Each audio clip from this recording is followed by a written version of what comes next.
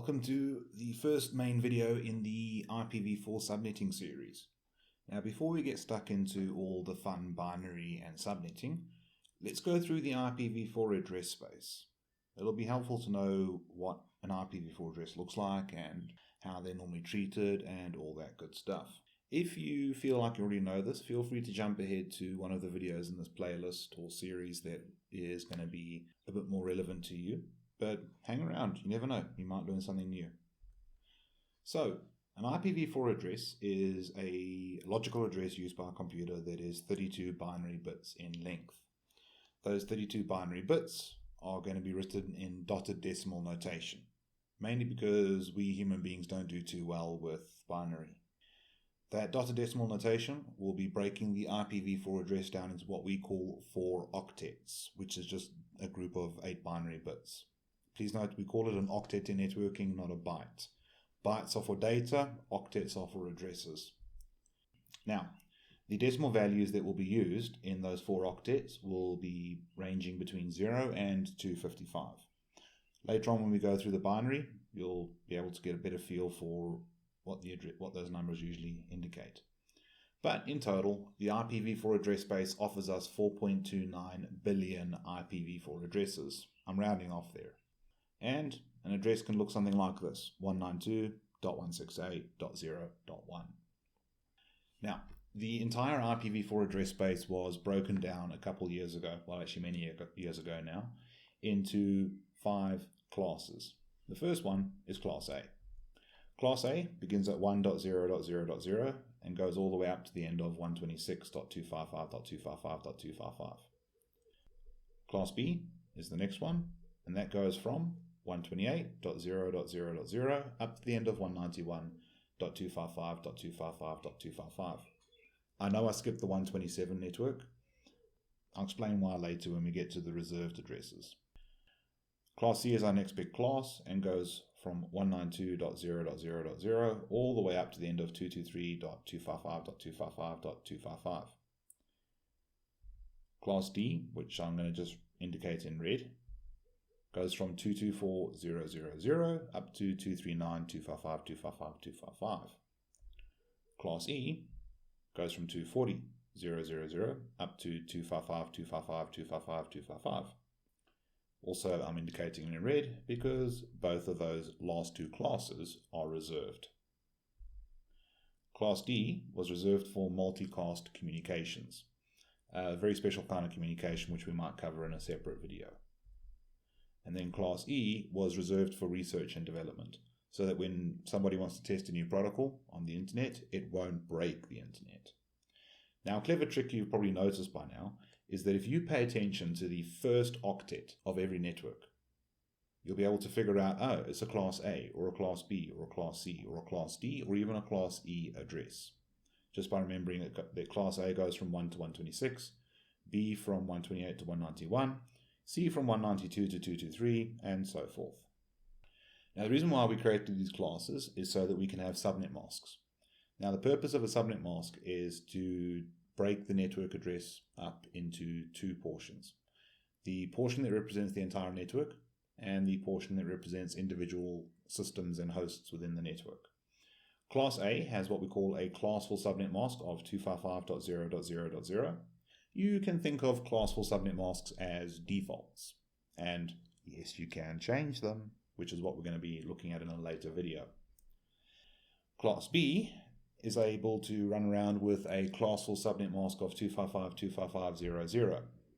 And finally, Class C has 255.255.255.0 as its classful subnet mask. Class D and E, because they're reserved, don't get their own special subnet masks, but that's fine. We'll deal with them another time. Now, if we stick an IP address above one of these classes, subnet masks, we can actually play around with it a bit and see how that subnet mask divides the IP address up. So let's put 10.1.1.2 above Class A's subnet mask. And if we imagine a line after the last 255 that goes up and splits the corresponding position in the IP address, we've just divided the IP address into its 2 portions. Everything to the left of that line is representing the network. Everything to the right of that line is representing the host. Think of the network address like a room number, and then the host address like a seat number within that room. And that's probably one of the nicer analogies you could use. Now, routers, they'll care about the network address portion of an IP address. And then obviously once we get to the destination network, that's where we would start to worry more about the host portion of the address, the individual computer within that network. Let's do the same for Class B. If I put 172.16.9.22 above the Class B subnet mask and draw that line where the last 255 is and make sure it cuts into the corresponding position of the IP address, you'll see that the 172.16 falls to the left of the line, which means that is the network address. And the .9.22 falls to the right of the line, which forms part of the host address. And if we do the same thing with Class C, with 192.168.44.2 as an IP address, and we put that above the subnet mask, we draw that line that comes after the last 255 in the subnet mask, and it cuts into the corresponding position of the IP address. We will see that everything to the left of the line, 192.168.44, becomes the network address. And everything to the right of the line, which is just that .2, becomes the host address.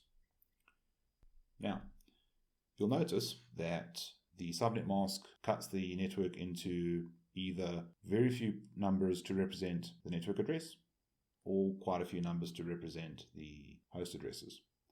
So in Class A, what happens is you don't get many networks because you've only got one number that can vary between 1 and 126 to represent networks. But you've got 3 octets, 3 decimal numbers that can represent hosts. So you land up with 16,777,214 hosts per subnet, which is flippin' big. If you look at Class B, it's a nice balance. The first 2 numbers are network address and the last 2 numbers are the host address, which means you get about 65,534 hosts per network, which is also quite large. And then with Class C, it's a little bit smaller.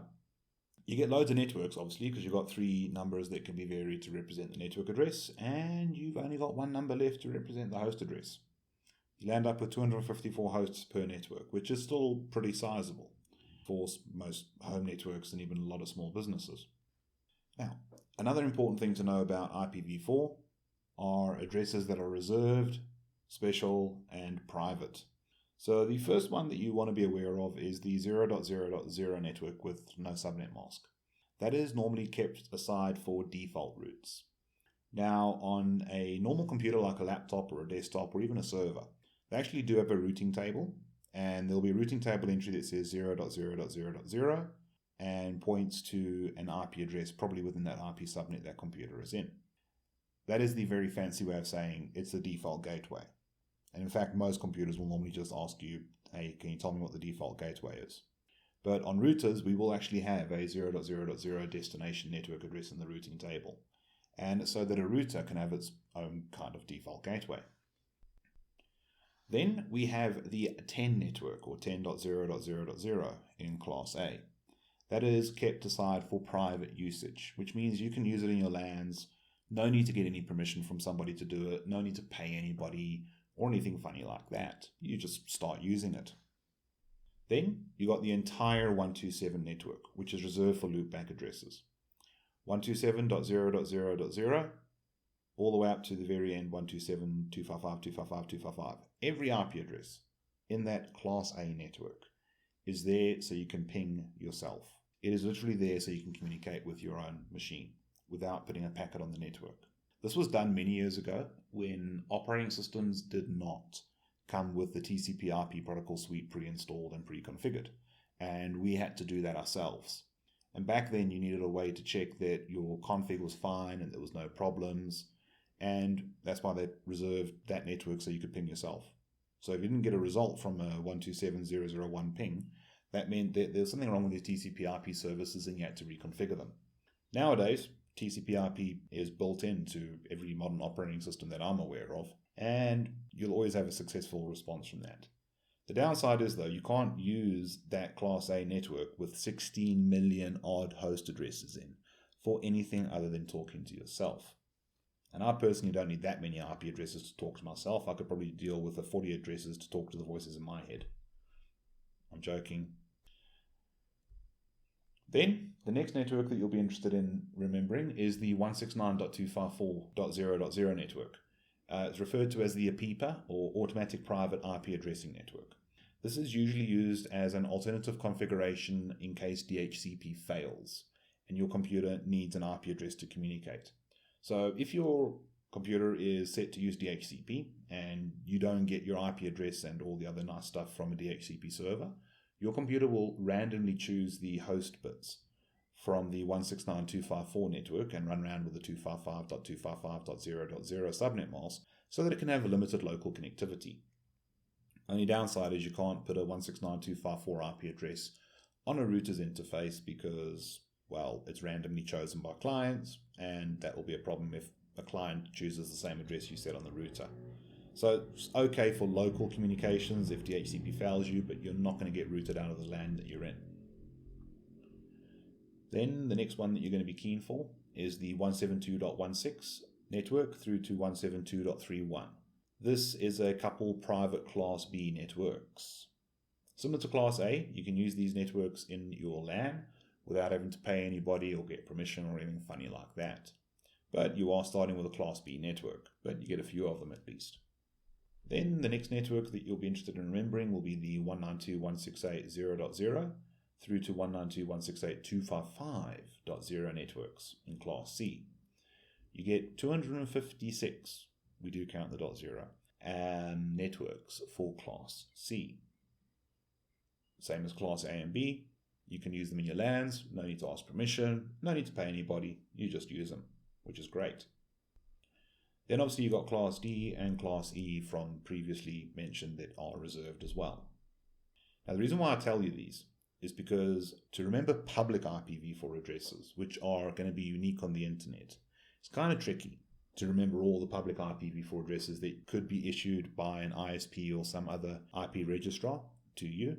So it's a lot easier just to remember what is private, what is reserved, what's special, and then pretty much everything else is going to be a public address. It's a nice straightforward way of remembering it. Now the special thing about public addresses, like I said, is they are unique on the internet. Nobody else will be online at the same time with the same public IPv4 address as you. But the problem is to regulate this, money gets involved.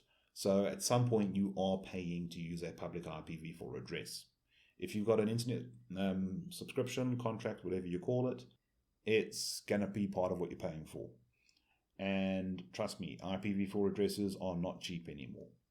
So chances are in your LAN you're running with something like the 10 network or a 172.1.6 through to 172.3.1 or one of the 192.168 networks that are there for private usage.